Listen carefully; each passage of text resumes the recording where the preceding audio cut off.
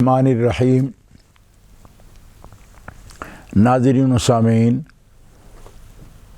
رمضان المبارک کے عشرہ اواخر میں چاریہ ٹی وی کے توسط سے آپ کی خدمت میں حاضر ہیں عزیز القدر مولانا محمد عمران صاحب۔ ان کی سائی سے یہ پروگرام آپ تک پہنچ رہے ہیں۔ عزیز القدر محمد فیضان قادری عرفانی وہ بھی ہمارے ساتھ موجود ہیں، اور آج برطانیہ میں اور پاکستان میں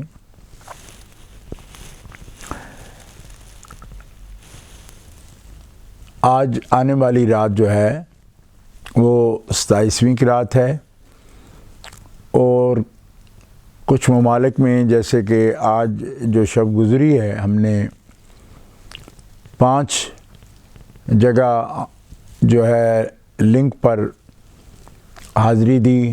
امریکہ میں نیو یارک سبرنگ ٹی وی پر، اور کیلگری میں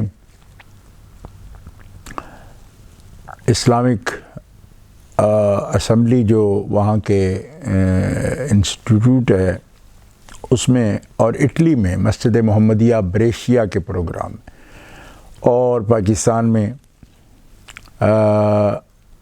شہزاد مدنی صاحب اور قاری عثمان خالد عثمان صاحب کے پروگرام میں۔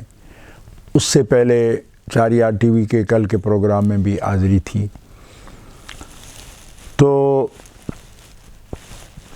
بفضل اللہ و بتوفیق ہی مالک کی توفیق سے ہی یہ سب پروگرام چل رہے ہیں۔ تو آج کے پروگرام کے لیے ہم تلاوت کلام پاک سے اس پروگرام کا آغاز کرتے ہیں، اور معن بعد محمد فیضان صاحب نعت رسول مقبول پیش کریں گے، اور پھر قرآن پاک کے موضوع پر، فضائل اور قرآن کے عجائب پر انشاءاللہ آپ کے سامنے کچھ گزارشات پیش کی جائیں گی۔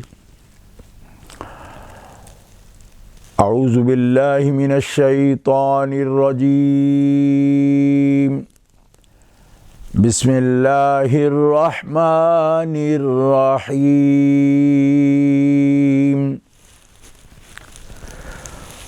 خلق السماوات والأرض بالحق تعالى عما يشركون۔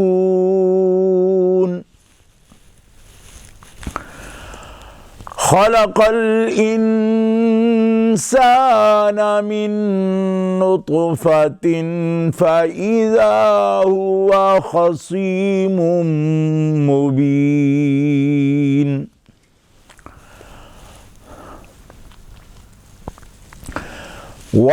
والأنعام خلقها لكم فيها دفء ومنافع ومنها تأكلون۔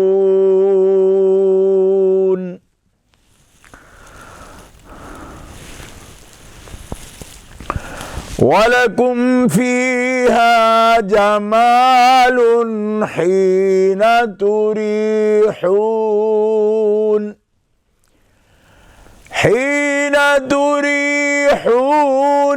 وحين تسرحون۔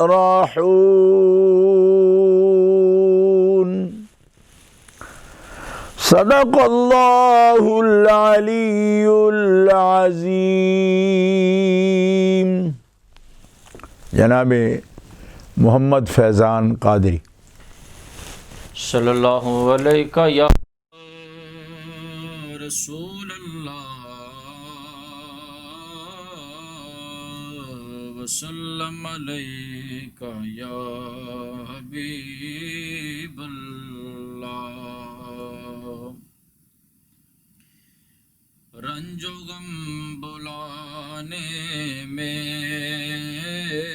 رنج و غم بلانے میں دیر کتنی لگتی ہے، رنج و غم بلانے میں دیر کتنی لگتی ہے، ان کی یاد آنے میں، ان کی یاد آنے میں دیر کتنی لگتی ہے، ان کی یاد آنے میں دیر کتنی لگتی ہے، رنج و غم بلانے میں، حال دل سنانے میں دیر کتنی لگتی ہے، حال دل سنانے میں دیر کتنی لگتی ہے، قسمت جگانے میں، قسمت جگانے میں دیر کتنی لگتی ہے، قسمت جگانے میں دیر کتنی لگتی ہے، رنج و غم بلانے میں، پوچھئے ذرا حر سے آل مصطفیٰ کے کرم، پوچھئے ذرا حر سے آل مصطفیٰ کے کرم، باغ خلد جانے میں، باغ خلد جانے میں دیر کتنی لگتی ہے، باغ خلد جانے میں دیر کتنی لگتی ہے، رنج و غم بلانے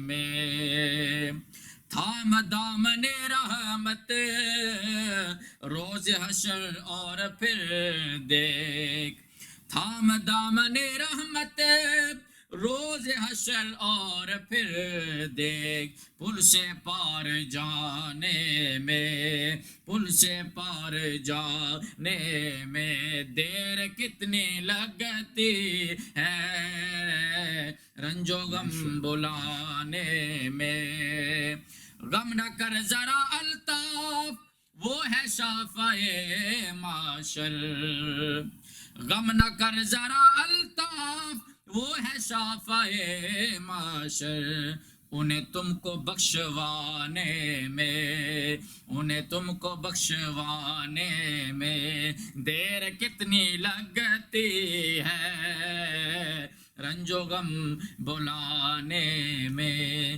دیر کتنی لگتی ہے، ان کی یاد آنے میں تے زیرا زبرا،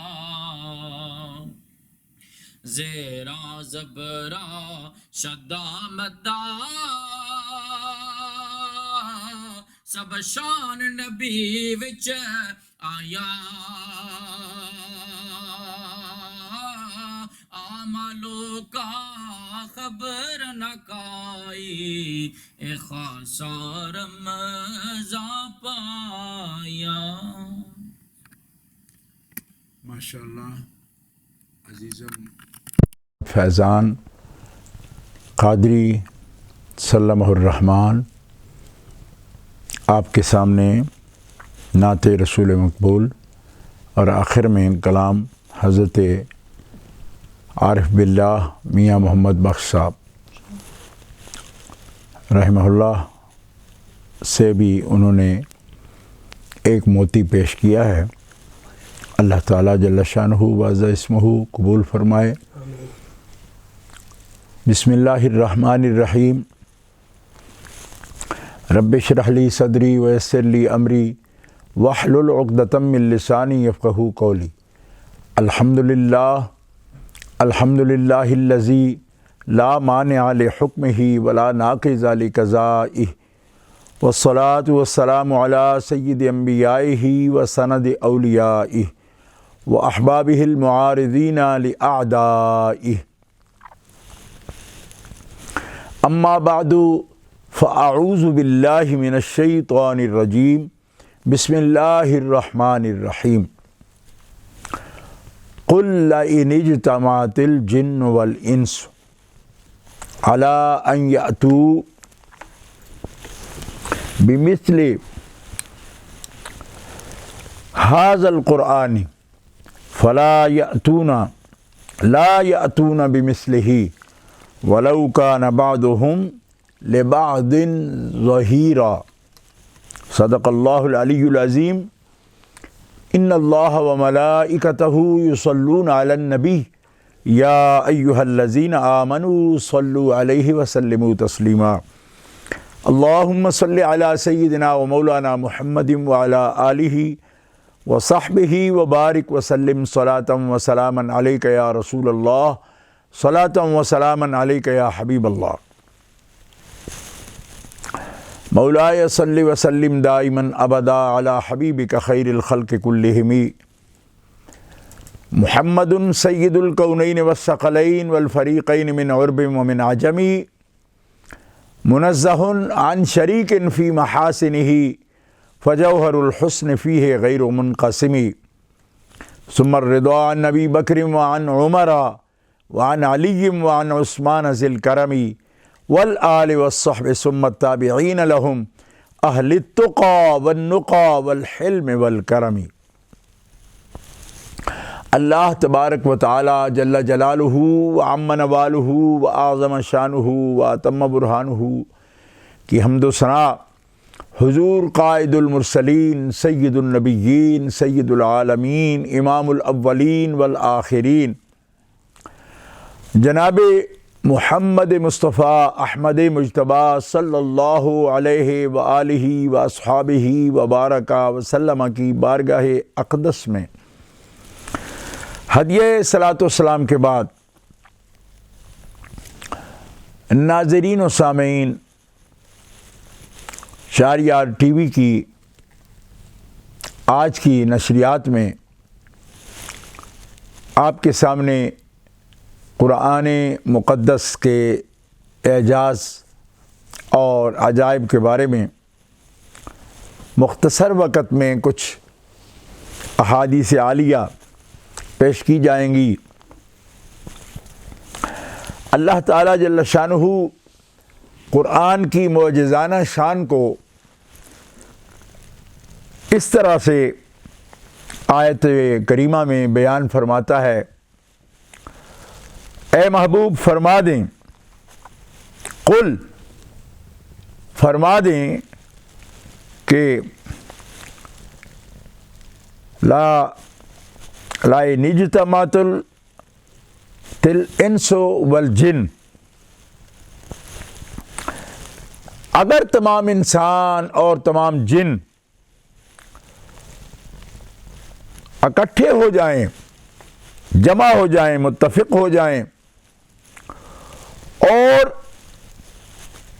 اس بات پر کہ ہم اس قرآن کی مثل یعنی اس جیسا قرآن بنا کر لے آئیں گے،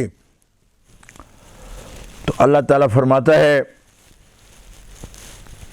لا یاتون بمثلہ، قرآن کی مثل وہ نہیں لا سکتے اگرچہ تمام بنی نوع انسان اور تمام جنات اکٹھے ہو جائیں اور اپنی کوششیں کر لیں تو اس کی مثل نہیں لا سکتے۔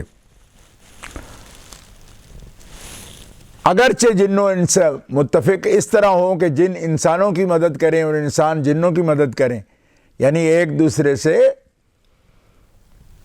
ایک کمپنی کے ساتھ مشورہ کے ساتھ بھی اگر وہ بنانا چاہیں تو نہیں بنا سکتے۔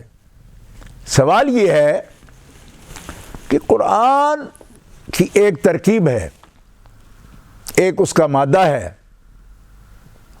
عربی کے جو حروف تہجی ہیں یا الفابیٹ جو عربی کا ہے وہ اس کا مادہ ہے، اس کے قوانین ہیں، گرامر ہے عربی کی۔ اس میں کون سی چیز ناممکن ہے جو سارے انسان بھی اکٹھے ہو جائیں تو نہیں کر سکتے؟ حالانکہ عربی میں بڑے بڑے فصحاء، بلغاء، بڑے بڑے نحوی، صرفی، لغوی پیدا ہوئے ہیں۔ عرب تو عرب اس لیے ہیں کہ وہ صاحب زبان کہلاتے ہیں. تو جب فصیح ہیں، بلیغ ہیں اور بلاغت فصاحت کے سارے اصول جانتے ہیں، شعر و شاعری عربی میں کرتے، ہزار ہزار لاکھ لاکھ شعر کے بھی شاعر ہیں جنہوں نے لاکھ لاکھ شعر کہا ہے عربی میں، تو پھر کیا وجہ ہے کہ عربی گرامر ہوتے ہوئے، لغت ہوتے ہوئے، صرف و نحو ہوتے ہوئے، بلاغت و فصاحت، ادب عربی، اس میں بڑے بڑے مقام پانے والے بڑے بڑے فصیح و بلیغ، ادیب، خطیب سب ہیں، موجود ہیں، لیکن اس کی مثل نہیں لا سکتے. تو جب اس کے مادے سے، اس کے اصل سے وہ واقف ہیں تو کیوں نہیں لا سکتے؟ پھر اس کی دعوے کی وجہ کیا ہے؟ دیکھیے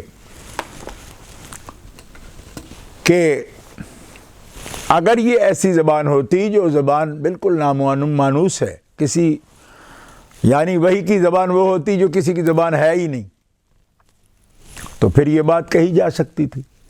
لیکن جب پورے عرب کی یہ زبان ہے، عجم میں بھی بولی جاتی ہے، افریقہ میں بھی بولی جاتی ہے، اور اتنے قادر کلام لوگ ہوئے ہیں عربی میں، لیکن قرآن کہتا ہے لا یأتون بمثلہ، یہ صرف انسان نہیں، ان کے ساتھ جن بھی مل جائیں تو اس کی مثل نہیں بنا سکتے، اور نہ کسی نے بنائی آج تک، وحی کے نزول سے لے کر آج تک نہ کسی سے بن پائی.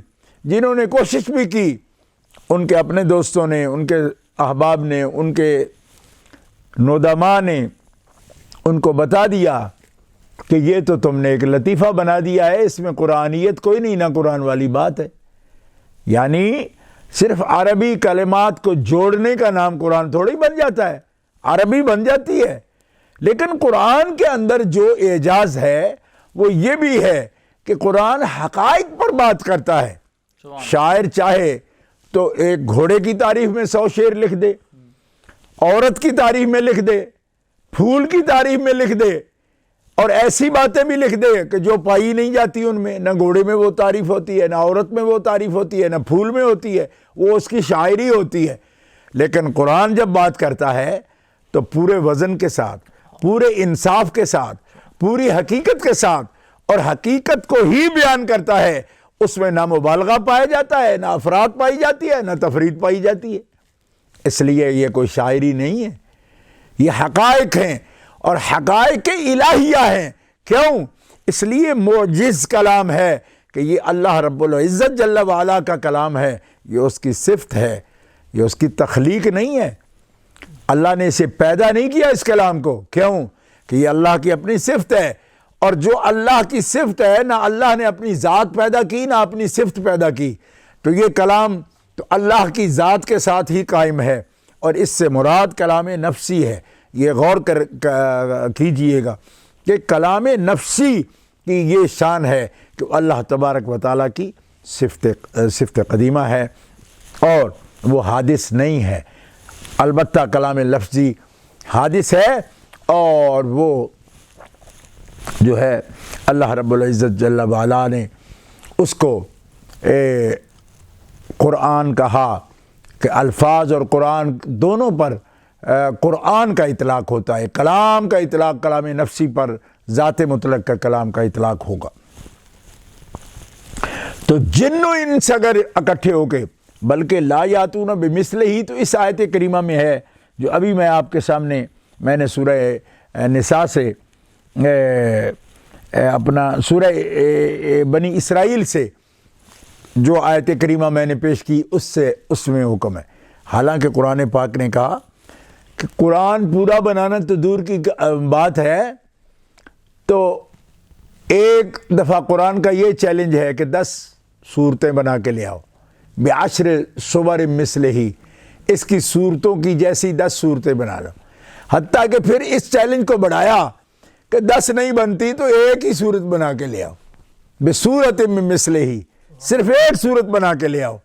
اور اس دور کے جو قدماء اور بڑے بڑے فصحاء اور جو نابغہ زبیانی جیسے لوگ جنہوں نے، اور امرؤ القیس جیسے شاعر جن کے 7 معلقے، یعنی ان کا یہ اعزاز تھا کہ پورے سال کعبہ کی دیوار کے ساتھ وہ لٹکے رہے کہ فصاحت و بلاغت میں ان کے کلام کا کوئی جواب نہیں ہے، لیکن ان سے بھی نابغانے اور وہ لوگ جنہوں نے عہد پایا رسول پاک صلی اللہ علیہ وسلم کا، سب نے اپنی گردنیں جھکا دیں اور کہا یہ کلام معجز ہے، ہم اس کی مثل بنا کر نہیں لا سکتے۔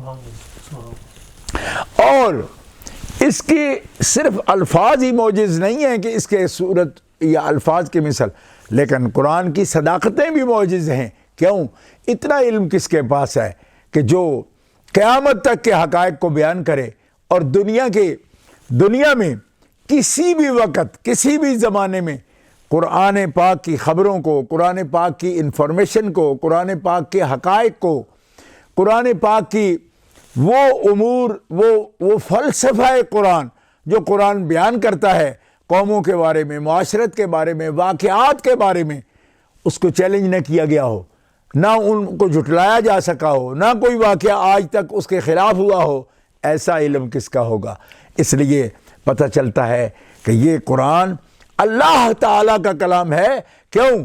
کہ کائنات کی کوئی چیز بھی ایسی نہیں ہے جو اللہ تعالیٰ کے علم سے باہر ہو۔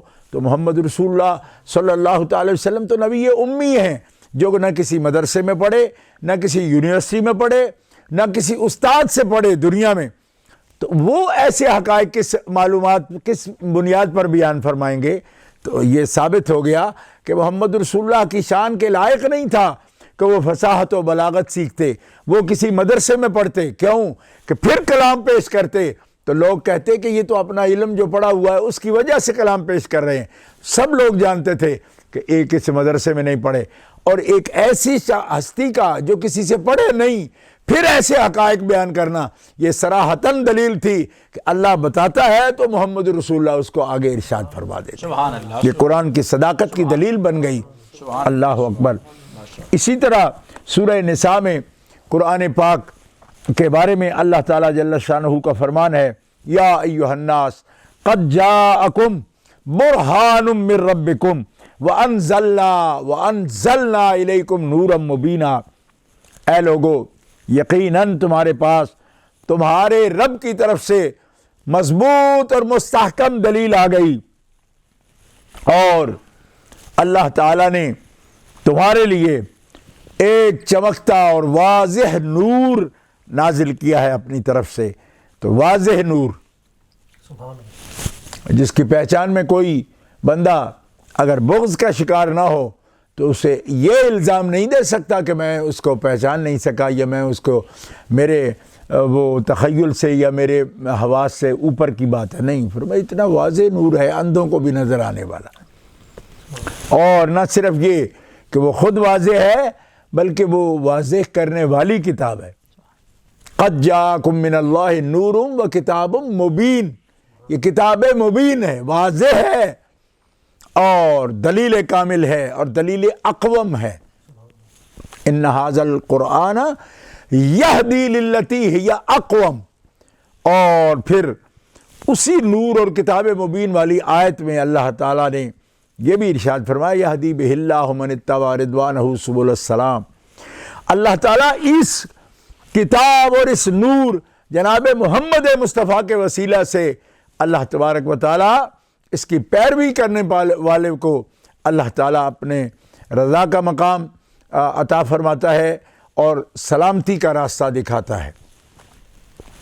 گرامی قدر حضرات، احادیث مبارکہ میں قرآن پاک کے اعجاز کو رسول اللہ صلی اللہ تعالیٰ علیہ وسلم نے بالکل واضح فرماتے ہوئے ارشاد فرمایا کہ حضرت مولا علی شیر خدا کرم اللہ تعالی وجہ الکریم، جو قرآن سیکھنے میں براہ راست رسول اللہ کے شاگرد ہیں، آپ رسول اللہ نے حضرت مولا علی شیر خدا کا سینہ مزین فرمایا علوم قرآن سے۔ حضرت علی رضی اللہ تعالیٰ عنہ شیر خدا فرماتے ہیں، سمعت رسول اللہ صلی اللہ علیہ وسلم یقول الا انہا ستکون فتنۃ، قلت، میں نے کہا مل مخرج منہا یا رسول اللہ؟ قال کتاب اللہ فیہ نبأ ما قبلکم وخبر ما بعدکم وحکم ما بینکم هو الفصل لیس بالہزل من ترکہ من جبار قسمہ اللہ ومن ابتغى الہدى فی غیرہ ومن ابتغى الہدى فی غیرہ اضلہ اللہ وهو حبل اللہ المتین وهو الذکر الحکیم وهو الصراط المستقیم هو الذی لا تزیغ به الاہواء ولا تلتبس به الألسنة ولا يشبع منه العلماء ولا يخلق عن كثرة الرد ولا ينقضي عجائبه هو الذي لم تنته الجن إذا سمعته حتى قالوا إنا سمعنا قرآنا عجبا يهدي إلى الرشد فآمنا به من قال به صدق ومن عامل به أجر ومن حكم به عدل ومن دعا إلى الله من دعا إليه هدي إلى صراط مستقیم۔ امام ترمذی رحمۃ اللہ تعالی علیہ نے اپنے جامع میں اس حدیث پاک کو نقل کیا اور مسلسل رقم اور نمبر اس حدیث کا 2906 ہے۔ حضرت علی المرتضیٰ فرماتے ہیں کہ میں نے رسول اللہ صلی اللہ علیہ وسلم کو اس طرح فرماتے ہوئے سنا، خبردار جلد ہی فتنہ کھڑا ہو جائے گا، میری امت فتنوں میں مبتلا ہوگی۔ میں نے عرض کیا یا رسول اللہ فتنوں سے بچنے کا ذریعہ کیا ہے، نجات کا ذریعہ کیا ہے؟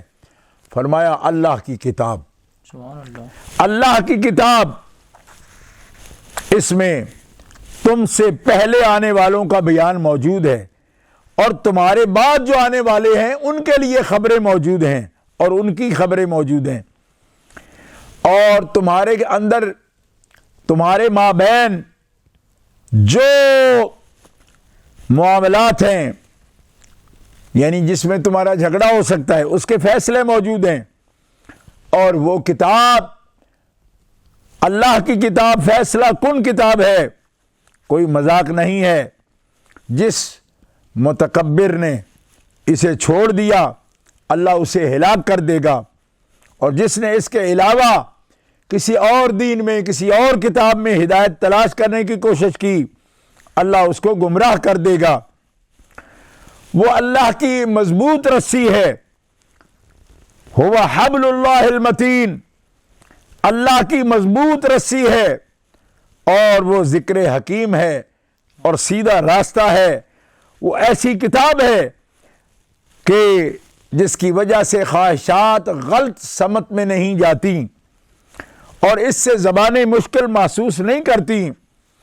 علماء اس کو پڑھ کے سیکھ کے اس کے علوم میں غوطہ لگا کے اس کے سمندروں میں اتر کر کبھی سیراب نہیں ہوتے، ان کی طبیعتیں بھرتی نہیں۔ کیوں؟ اس لیے کہ اس میں تکرار نرا نہیں ہے، بلکہ نئی سے نئی دنیا اس کے اندر موجود ہے، اور جتنی مرتبہ کوئی پڑھتا ہے اور قرآن کے سمندروں میں جتنی مرتبہ غوطے لگاتا ہے، نئے سے نئے موتی اور نئی سے نئی حکمتیں اس کی جھولی میں پڑ جاتی ہیں۔ تو جب ایک نئی سے نئی بات آتی ہے تو پھر طبیعتیں سیراب نہیں ہوتی۔ بار بار پڑھنے سے دل نہیں اکتائے گا اور اس کے عجائبات سامنے آتے رہیں گے۔ وہ ایسی کتاب ہے کہ جب جنات نے اسے سنا تو اس کے سامنے وہ مقابلہ نہ کر سکے، نہ ٹھہر سکے، حتیٰ کہ وہ بھی کہہ اٹھے کہ ہم نے عجب قرآن سنا ہے، عجب قرآن، انا سمعنا قرآنا عجبا، قرآنا عجبا یہدی الی الرشد فآمنا بہ، عجیب کلام ہم نے سنا جو ہدایت کی طرف بلاتا ہے، ہم اس پر ایمان لائے۔ جس نے اس کے مطابق بات کی اس نے صحیح کیا، اور جس نے اس قرآن پر عمل کیا اسے اجر ملے گا، اور جس نے اس کے مطابق فیصلہ کیا اس نے کبھی ظلم نہیں کیا، کیونکہ قرآن کے مطابق فیصلہ کرے گا تو ہمیشہ انصاف ہوگا، عدل ہوگا۔ اور جس نے اس قرآن کے طرف لوگوں کو بلایا، اس کی دعوت پیش کی، وہ بلانے والا داعی بھی اور مدعو بھی وہ ہدایت پا گیا، یعنی بلانے والا بھی ہدایت پا گیا اور جس کو بلا رہا ہے وہ بھی ہدایت پا گیا۔ گرامی قدر حضرات، یہ قرآن پاک کی جامعیت ہے، قرآن پاک کے عجائبات کا ایک سمندر ہے۔ اور پھر قرآن پاک ایک ایسا فضل رکھتا ہے، ایسے برکت رکھتا ہے، اور ایسی اللہ تعالیٰ نے اس کے اندر مومنوں کے لیے رحمت رکھی ہے کہ قرآن فرماتا ہے قد جاءتکم موعظۃ من ربکم وشفاء لما فی الصدور وہدی ورحمۃ للمؤمنین۔ سبحان اللہ، کہ تمہارے پاس ایک کامل نصیحت آ گئی تمہارے رب کی طرف سے، اور تمہارے سینے کی، دلوں کی بیماریاں اور صدر کی بیماریاں اور تمہارے سینے کی تنگی اور بیماریاں، نفس کے کودے، ان سب کا علاج اس قرآن میں موجود۔ قرآن ان بیماریوں سے تمہیں شفا عطا فرماتا ہے۔ سبحان اللہ، سبحان اللہ، وَهُدًى وَرَحْمَةٌ لِّلْمُؤْمِنِينَ، اور قرآن تمہیں ہدایت عطا فرماتا ہے۔ اور مومنین کے لیے قرآن رحمت ہے، اس کی تلاوت رحمت ہے، اس کی تعلیم رحمت ہے، اس کے اثرات رحمت ہیں۔ تو آج ہم کسی بھی تکلیف میں ہوں تو ہم شیطانی وظیفوں کی طرف اگر دوڑتے ہیں اور جنات کی عاملوں کی طرف دوڑتے ہیں تو یہ ہمارے ایمان کی کمزوری ہے۔ کیوں؟ اس لیے کہ قرآن سے بڑھ کر اور شفا کوئی نہیں۔ سبحان اللہ، قرآن اگر تمہیں شفا نہ دے تو اور کیا کون دے سکتا ہے شفا، جس کو اللہ تعالیٰ فرماتا ہے کہ یہ تمہارے لیے شفا ہے۔ تو ایسی ڈھونگیوں سے بچ کے رہنے کی ضرورت ہے اور قرآن کی طرف رجوع کرنے کی ضرورت ہے۔ اوراد بھی ہوں تو قرآن کے، اذکار بھی ہوں تو قرآن کے، تو اس کی طرف آؤ، یہ ہدایت تمہارے پاس موجود ہے۔ اور پھر جو قرآن کی تلاوت کرے، نبی کریم علیہ الصلوۃ والسلام نے فرمایا کہ اس کے ایک ایک حرف میں رب تعالیٰ نے تمہارے لیے نیکیاں رکھی ہیں۔ اور حرف سے مراد لفظ نہیں ہے، حرف کا مطلب یہ ہے کہ سنگل حرف الف۔ کیوں کہ لفظ میں تو کئی حرف ہوتے ہیں، لفظ تو کلمے کو کہتے ہیں، کلمے کئی حرف ہے۔ فرمایا کہ میں تم سے یہ نہیں کہتا کہ الف لام میم ایک حرف ہے، نہیں، الف ایک حرف ہے، لام ایک حرف ہے، میم ایک حرف ہے۔ تو جس نے الف لام میم پڑھ لیا اس کو 30 نیکیاں ملیں گی۔ یہ ہے حرف کا مطلب، یعنی الف با تا سا یہ حرف ہوتا ہے۔ اب کلمہ بن جائے تو وہ حرف نہیں، وہ تو لفظ ہے، وہ تو کلمہ ہے۔ اس لیے ایک کلمہ پڑھنے سے 10 نیکیاں نہیں، ایک حرف پڑھنے سے 10 نیکیاں، یعنی الف لام میم پڑھ گیا تو 30 نیکیاں ملیں گی، 30 گناہ معاف ہو جائیں گے اور 30 درجے اللہ تعالیٰ بلند فرما دے گا۔ سبحان اللہ، سبحان اللہ، حتیٰ کہ حدیث پاک میں آتا ہے کہ جنتی جب جنت میں داخل ہوں گے تو ان کے جو مراتب کا فرق ہوگا وہ بھی قرآن کی وجہ سے ہوگا۔ کیسے؟ فرمایا اے جنت میں آنے والے اقرا ورتقے ورتل کما ترتل فی الدنیا، کہ اے جنت میں آنے والے قرآن پڑھ، اور قرآن کے درجے یعنی منزلیں، جتنی چھتیں ہیں، جتنی اس کی منزلیں ہیں، وہ قرآن پڑھ اور سیڑھیاں چڑھتا جا، درجے اوپر چڑھتا جا۔ سبحان اللہ، لہذا قرآن جسے کم آتا ہے اس کے درجے بھی کم ہوں گے، اور کامل جس کو قرآن آتا ہے وہ جتنا قرآن پڑھتا جائے گا اس کو روکا نہیں جائے گا جب تک قرآن پڑھ رہا ہے درجے بڑھ رہے ہیں. سبحان اللہ سبحان اللہ سبحان اقرا ورتقے، پڑھ اور ارتقا کر، بلند ہوتا جا. ورتل، اور تیز تیز بھی نہ پڑھ، اس طرح ترتیل کے ساتھ تجوید کے ساتھ پڑھ جس طرح دنیا میں تو تجوید کے ساتھ قرآن پڑھا کرتا. سبحان اللہ سبحان اللہ سبحان اللہ سبحان اللہ اکبر.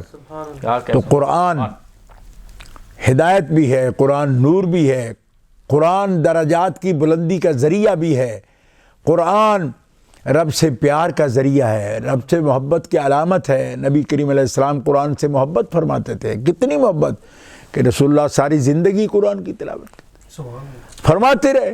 ہر رمضان المبارک میں قرآن کی تلاوت بھی فرماتے اور دور بھی فرماتے منزل کا. کس کے ساتھ؟ جبریل امین کے ساتھ علیہ السلام. عبداللہ ابن عباس فرماتے ہیں کہ نزول قرآن کے بعد ہر رمضان میں حضرت سید الملائکہ جبریل امین آتے تھے حضور سے دور کرنے. اور آخری سال جو نبی کریم علیہ السلام کی حیات ظاہرہ کا آخری سال تھا، اس رمضان میں اللہ کے حبیب کے ساتھ مکمل قرآن کے دو مرتبہ دور کیا حضرت جبریل امین علیہ السلام. تو میں آپ حضرات کے خدمت میں یہ عرض کروں گا کہ ارے اس کو اپنے جیسا بشر کہتے ہو جس کے لیے قرآن دہرانے والا کوئی صحابی نہیں ہے، یعنی انسانوں میں سے نہیں ہے. سید الملائکہ ہے، جبریل امین علیہ السلام ہے، نوری ہیں. تو جس کے وہی لانے والے نوری، جس کے ساتھ دور کرنے والے نوری، جس کا وزیر نوری جبریل، ان کا آقا جو جبریل امین کا بھی آقا ہے، وہ نرا بشر کیسے ہو سکتا ہے؟ بلکہ ہمارے اعلیٰ حضرت نے تو فرمایا وہ ایسا نور ہے کہ جو عین نور ہے، اور ایسا عین نور ہے جس کا سارا گھرانہ نور ہے. گرامی قدر حضرات، قرآن کا اتنا اعجاز ہے کہ حضرت عثمان غنی رضی اللہ تعالیٰ عنہ روایت فرماتے ہیں، امیر المومنین امام المسلمین ذو النورین، آپ فرماتے ہیں مجھے رسول اللہ نے فرمایا، میں نے سنا رسول اللہ فرماتے ہیں خیرکم من تعلم القرآن وعلمہ. قرآن وہ بادشاہ ہے، کلام ربانی، کہ جو بندہ قرآن سیکھ لیتا ہے اور سکھاتا ہے وہ اللہ کی مخلوق میں سب سے بہتر ہوتا ہے. خیرکم، تم میں سے بہتر کون لوگ ہیں؟ جو قرآن پڑھتے ہیں اور قرآن پڑھاتے ہیں. یعنی قرآن خود بہتر ہی، صرف خود بہتر نہیں ہے بلکہ جو قرآن پڑھ جاتا ہے قرآن اس کو بہتر بناتا ہے. یعنی قرآن سیکھے، سکھائے اور قرآن پر عمل کرے تو اس کے مثل دوسرے مسلمان نہیں ہو سکتے. وہ ان میں ممتاز ہوتا ہے، ان میں اس کی شان بلند ہوتی ہے. امیر المومنین امام المسلمین عزت اسلام حضرت عمر بن خطاب کی روایت سنو، فرماتے ہیں یہ قرآن ہے، ان اللہ یرفع بہذا الکتاب اقواما، اللہ تعالیٰ اس قرآن کے ذریعے قوموں کی برادری میں، قوموں نیشنز میں، قوم کو اللہ تبارک و تعالیٰ بلندی عطا فرماتا ہے، عظمت عطا فرماتا ہے. جس قوم نے اس قرآن کی دعوت کو اور اس کے آئین کو، اس کے دستور کو اپنا دستور حیات بنا لیا، اللہ تعالیٰ قوموں کی برادری میں اس قوم کو عزت عطا فرماتے ہیں. سبحان اللہ سبحان اللہ.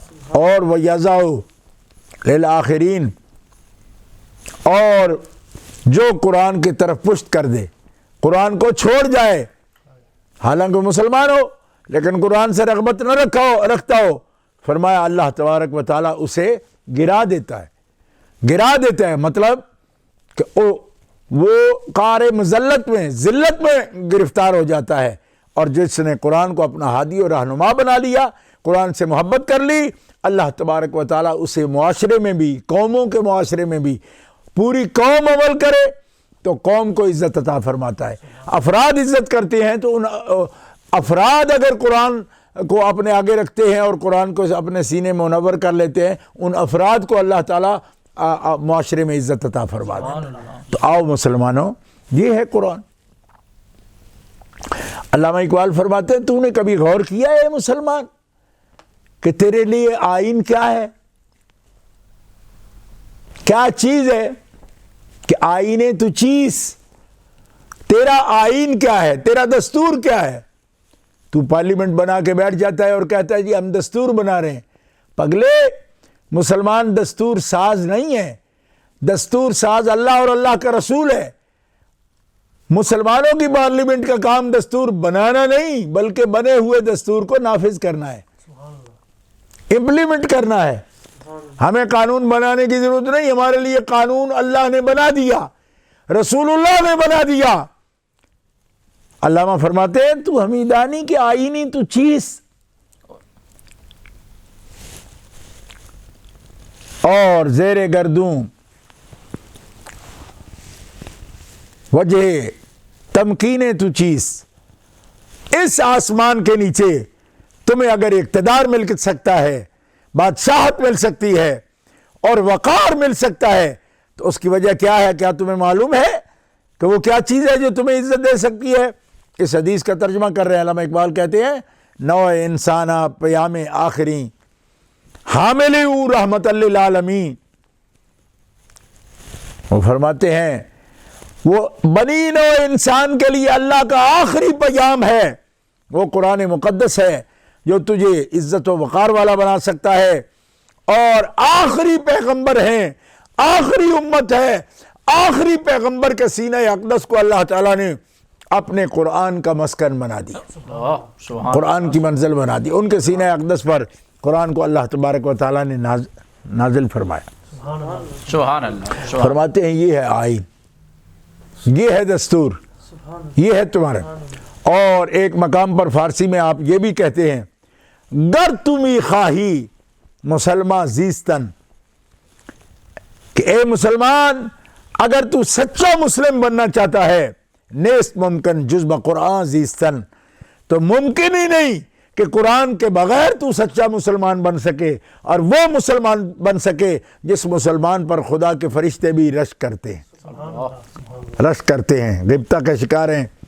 وہ مسلمان اگر بننا چاہتا ہے تو پھر تجھے قرآن کی دولت سے اپنا سینہ منور کرنا پڑے گا، اور داعی تمہیں قرآن کا بننا پڑے گا، قرآن کی دعوت لے کر تمہیں میدان میں اترنا پڑے گا۔ قرآن کی دعوت کے ساتھ جب تم میدان میں اترو گے تو دنیا تمہارے لیے مسخر ہو جائے گی، اللہ تبارک و تعالیٰ تمہیں دنیا و آخرت میں بھی عزت عطا فرما دے گا۔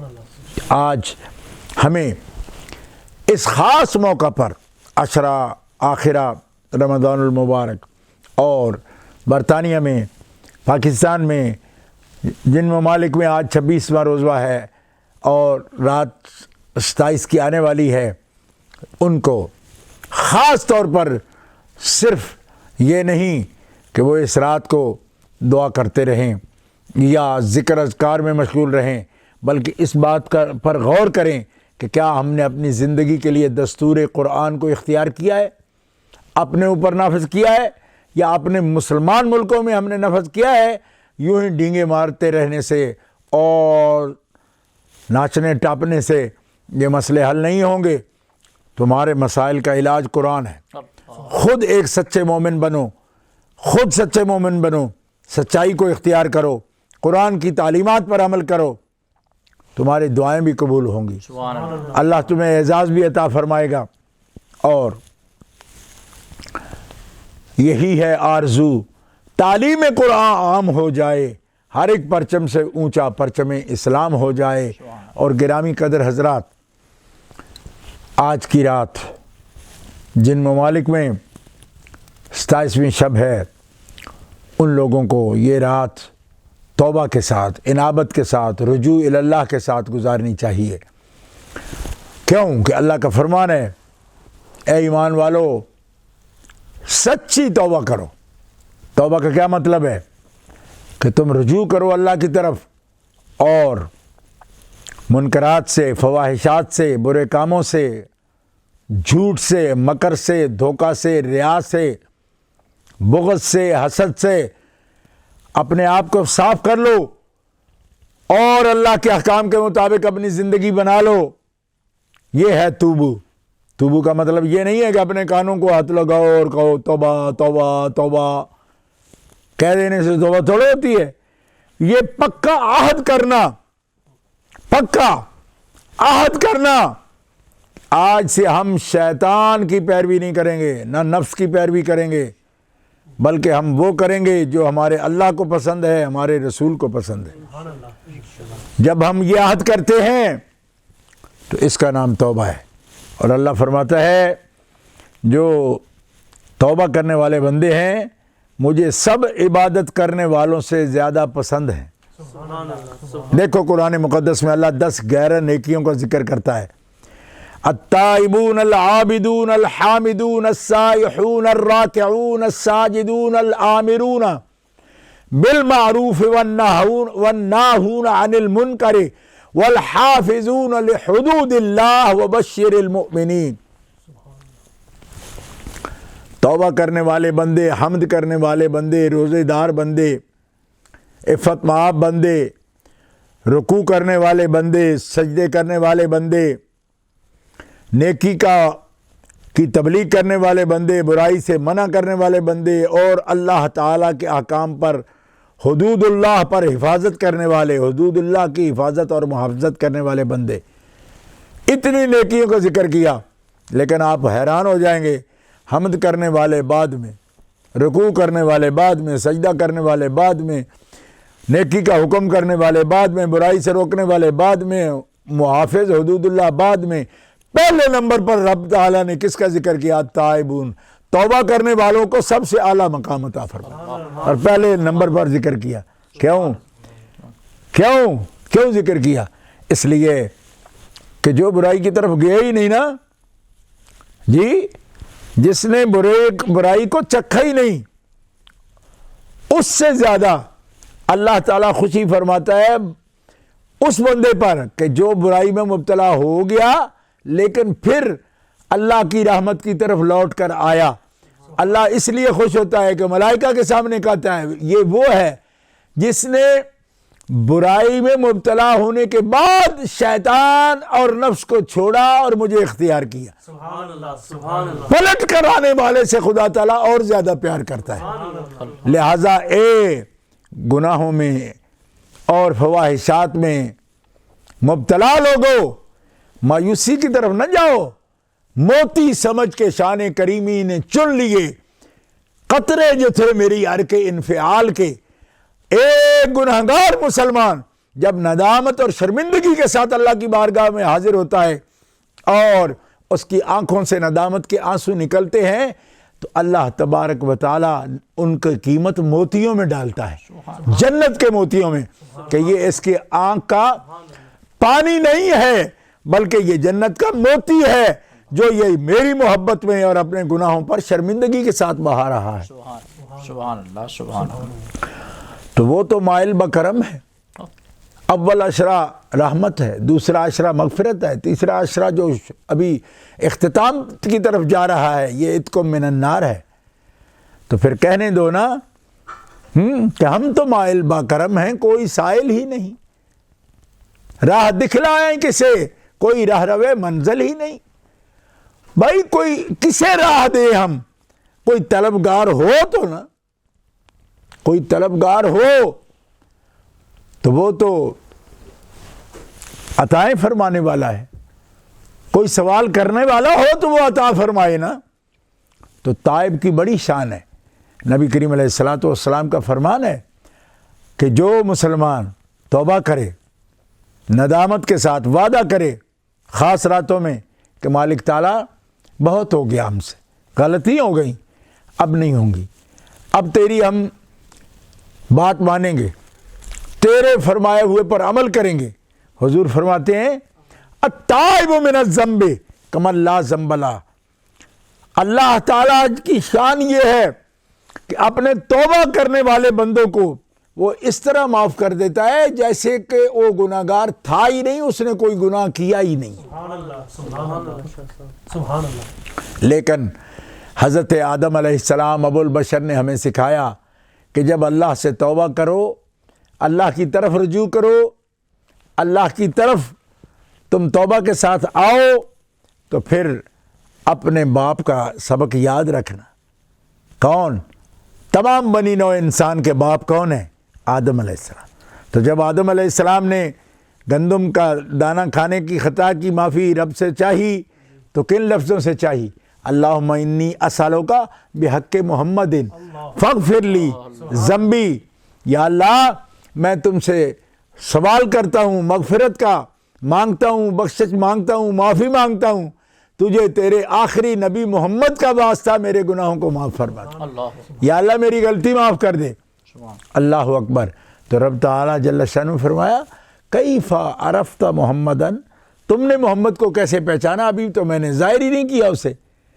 تو حضرت آدم علیہ السلام نے عرض کی یا اللہ جب تو نے مجھے میرے وجود میں میرے قالب میں روح رکھی اپنے ہاتھ سے، اور میں نے حرکت محسوس کی اپنے بدن میں، اور سب سے پہلے میں نے آنکھ اٹھا کر تیرے عرش کی طرف جب دیکھا تو تیرے عرش پر تیرے نام کے ساتھ تیرے محبوب محمد کا نام لکھا ہوا۔ میری عقل جو تو نے مجھے عطا فرمائی اس نے بتا دیا کہ یقیناً یہ اللہ کا سب سے پیارا ہے، تبھی اس کے نام کو اپنے نام کے ساتھ جوڑ کے لکھا ہے رب۔ یا اللہ میں نے اپنے عقل سے یہ جانا، تب میں تیرے سامنے تیرے محبوب کا واسطہ پیش کرتا ہوں۔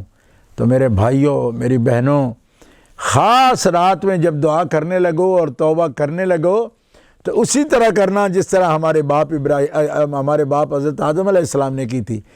ارے دعائیں رب سے ہوتی ہیں مگر بوسیلہ محمد الرسول اللہ ہوتی ہیں، اور جس نے وسیلہ لے لیا وہ نہ اس دنیا میں کبھی محروم رہتا ہے نہ آخرت میں کبھی محروم رہتا ہے۔ حضرت سکندر لکھنوی نے اس نام پاک کی برکت پر شعر کہا ہے، وہ اپنی ایک نعت میں کہتے ہیں کشتی نوح میں، نار نمرود میں، بطن ماہی میں، یونس کی فریاد پر آپ کا نام نامی ہے، صلی علی ہر جگہ ہر مصیبت میں کام آ گیا۔ سبحان اللہ سبحان اللہ سبحان سبحان۔ تو آج کی رات کے لیے یہ میں تحفہ آپ کی خدمت میں پیش کر رہا ہوں، یہ قرآن اور تلاوت قرآن، ذکر خدا اور نعت مصطفیٰ اور درود و صلاۃ مصطفیٰ کی رات ہے، اور توبہ انابت کا مہینہ ہے۔ یہ برکت والا مہینہ جشن نزول قرآن ہے، یہ برکت والی رات لیلۃ القدر کی جشن نزول قرآن ہے، جو ایک رات کی عبادت 1000 مہینے سے بہتر ہے۔ تو گرامی قدر حضرات، اس کے کوئی گھڑی کوئی لحظہ ہمیں ضائع نہیں کرنا، دنیا کی باتوں میں نہیں لگانا، کھیل تماشے میں نہیں لگانا، صرف کوئی ڈرامہ دیکھنے میں نہیں لگانا، بلکہ ہمیں اپنے خالق کی طرف سچے دل سے رجوع کے ساتھ اس رات کو گزارنا ہے۔ آئیے اس عہد کے ساتھ ہم سب اس عزم کے ساتھ چلتے ہیں کہ اللہ تبارک و تعالی ہمیں رمضان المبارک کے وسیلے سے ہمارے گناہ معاف فرمائے، اللہ تعالی ہمیں توبہ کی توفیق نصیب فرمائے، نبی رحمت کی رحمتوں کا صاحبان ہمیں نصیب فرمائے، امی و دقیقہ دان عالم بے سایہ صاحبان عالم ان کی ذات گرامی ہے۔ ربنا فاغفر لنا ذنوبنا وکفر عنا سیئاتنا وتوفنا مع الابرار۔ ربنا فاغفر لنا ذنوبنا وکفر عنا سیئاتنا وتوفنا مع الابرار۔ ربنا فاغفر لنا ذنوبنا وکفر عنا سیئاتنا وتوفنا مع الابرار۔ اور آج کی خاص رات کی دعا، اللہم انک عفو کریم تحب العفو فاعف عنا یا غفور یا غفور یا غفور۔